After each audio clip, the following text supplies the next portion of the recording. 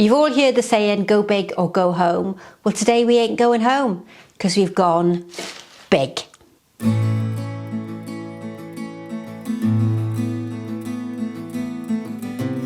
So welcome back to today's video. Now we're definitely going large scale today. I don't have a huge amount of flower content, but what I do have is very large. And I've got a fabulous new container and I'm going to be arranging in floral foam.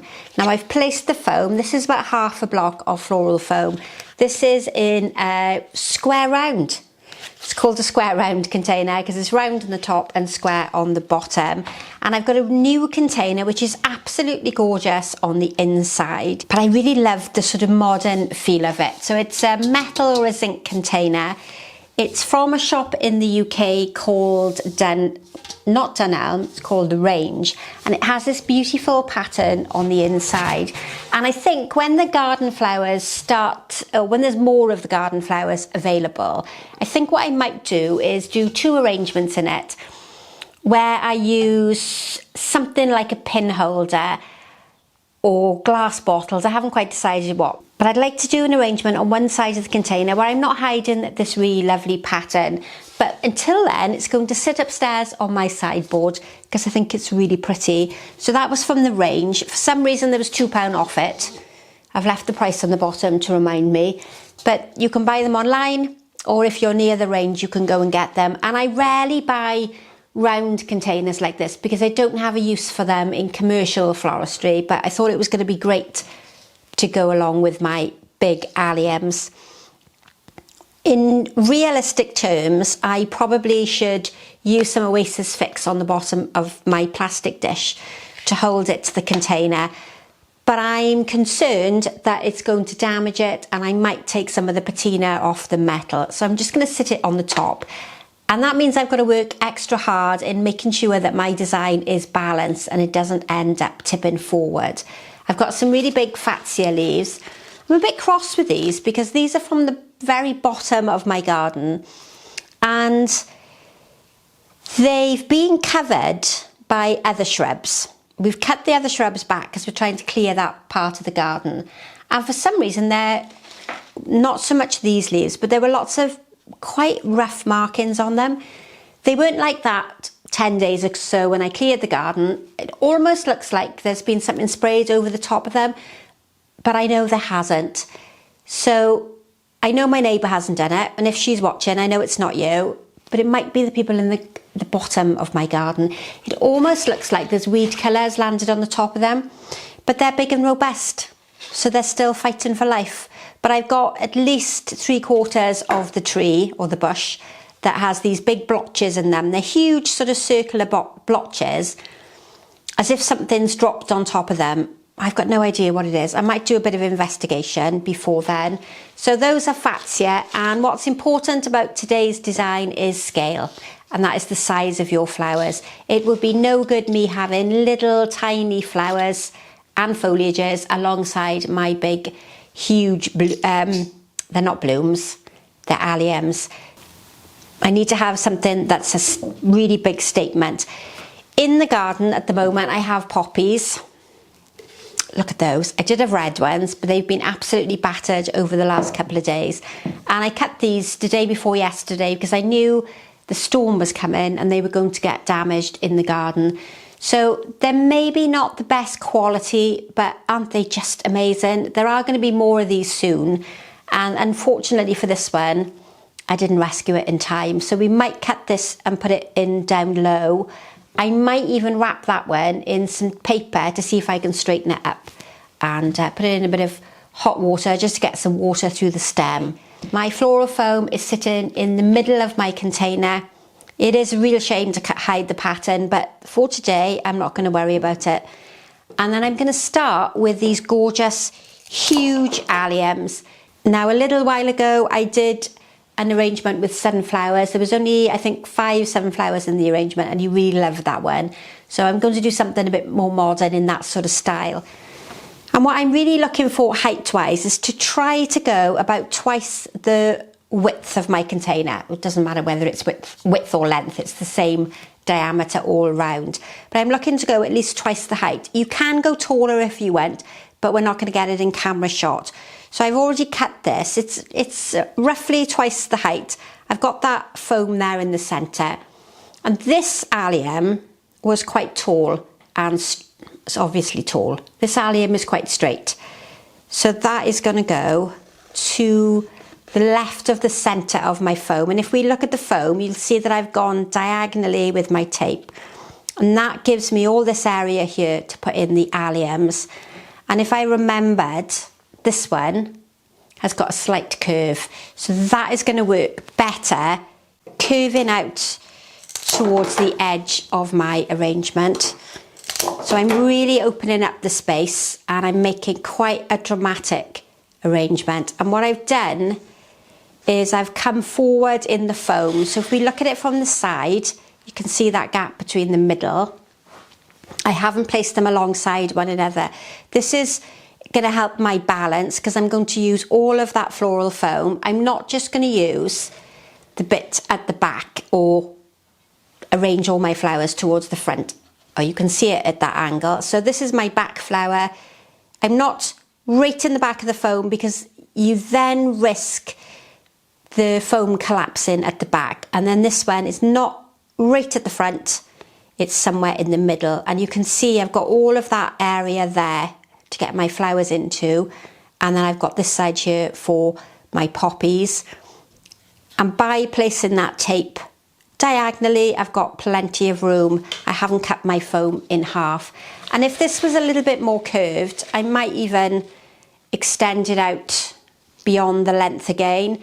But I'm just going to sort of work out where I think this one is going to go. I'm reluctant to cut it too low because the flower is so amazing. I'm even considering, do I come backwards?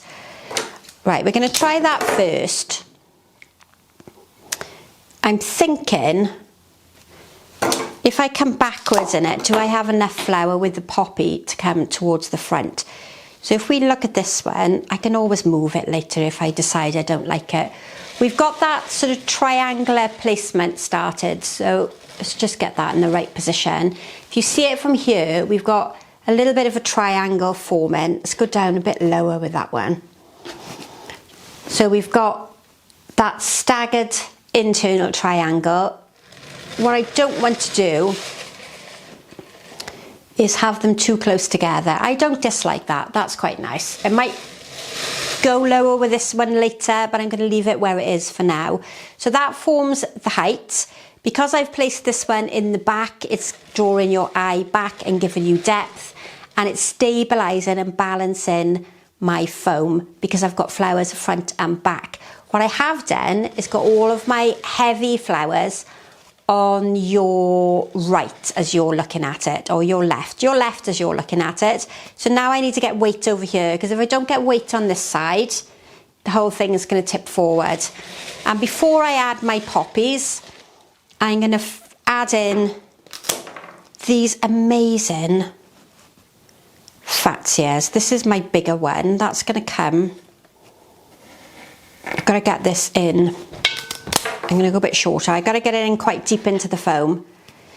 Oh, I've done the same thing. I'm adding everything to the same side. You've got to be careful it doesn't all fall over. So that is my biggest leaf.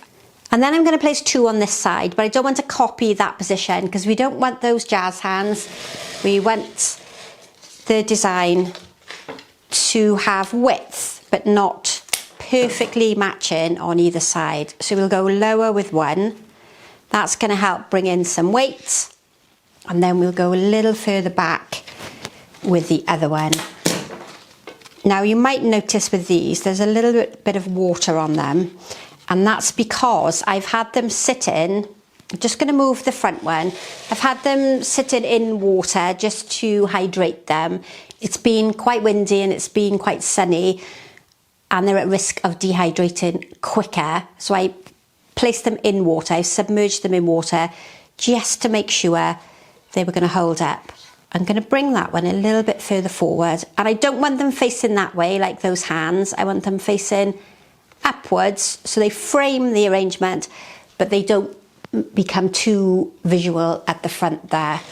And that's my two on one side and my one on the other. This one is a bit damaged, but you'll have to excuse that. But that's that same triangle. We've got one here, and one here. And I did laugh. I was really pleased. Somebody commented on one of the videos a couple of weeks ago to tell me they're seeing triangles in their sleep. I can't remember who it was now, but it's one of the regular viewers and somebody that comments quite often.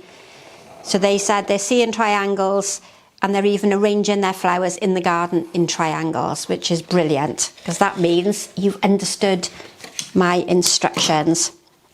Now this time, I'm just going to grab a cloth. This time, this one's got a little bit of something attached to it. This time, the cluster of my begonia leaves, so these are elephant ears. Oh, I've done it again. They're not elephant ears. The common name is elephant ears. I didn't steal them from an elephant. No elephant was hurt in the making of this video. These elephant ears, the common name, or begonia. And this time, I'm going to group them together at the front. So we've got all that really big open space with the more dominant leaves towards the bottom. And if you're arranging for church or you need something really big and impressive, that is just amazing with a very little quantity of flowers. There's plenty of space in between my big spheres, my big alliums at the back. They almost look like dots floating in the air. And now it's time to place in my gorgeous poppies. I couldn't think what they were called then. Did you notice I paused? My gorgeous poppies. So let's go a little bit shorter. Now poppies, this poppy is good for arranging in foam. It's the sort of Californian poppies, and the more delicate poppies don't work quite so well. That one is just fully, oh, is that going to survive? Just about. We've lost one petal. Isn't that just amazing? And if you've got garden flowers, try not to leave them till they're that stage before cutting them, because that one lost its leaf or its petal. I think actually we're going to go shorter with this one. I'm going to tuck it underneath. So let's, fingers crossed, those of you who are watching, we've got to get to the end of the video without this beautiful poppy falling apart. So I'm going to move this one a bit higher, just so we've got enough room for that poppy and that poppy isn't damaged.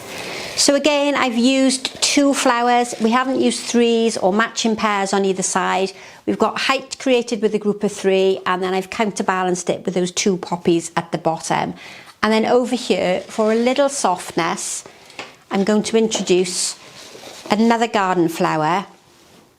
Can I remember its name? No, I can't. I don't know why I brought it. I'll add it to the screen, because as soon as I stop filming, I'll remember what it's called. But that is a completely different shape, but it's going to work well horizontally. It's going to work nicely coming out at the sides. And it's a completely different sort of contrast in shape and texture. And it's just going to add a little softness alongside the poppy. If you're not confident in working with colours that are very different to one another, try looking at the colour wheel and getting a bit of inspiration from there. You can use colours that lay opposite one another. You could use colours that are separated equally, so that will be triadic, or you could use 4 colours, which is tetradic. Now I'm just going to move. You can see with this one, it's hidden that really bold leaf at the back. So what I don't want to do is clutter it up too much. So we'll angle that lower down into the foam and raise my leaf up slightly higher so we can see it more clearly. I don't want that looking like that jazz hand, so we're going to angle that slightly that way. And I always think of these as being like umbrellas, and they're protecting whatever's underneath. So instead of facing them forward, think about angling them so they're not quite so dominant. And that's the main part of my arrangement done. Just down here in the centre where I can see some foam, I'm going to add in some more of the mystery flower. That's going to work nicely, really low down to bring your eye down to the bottom. And my little Fatsia is determined to turn around wherever I put him. he keeps swinging, so that's better. I'm more happy with that one there. And then it's just a case of covering my floral foam. I've got some large Fatshedera. That's not going to be much good, is it? We'll go and grab another one of those. So that's the Fatshedera. It's a really large leaf. This grows in the garden. You can get it in the variegated form as well. And they work really well in more modern type of designs. Thankfully, I have several of these ready to use. And I'm going to finish off the back.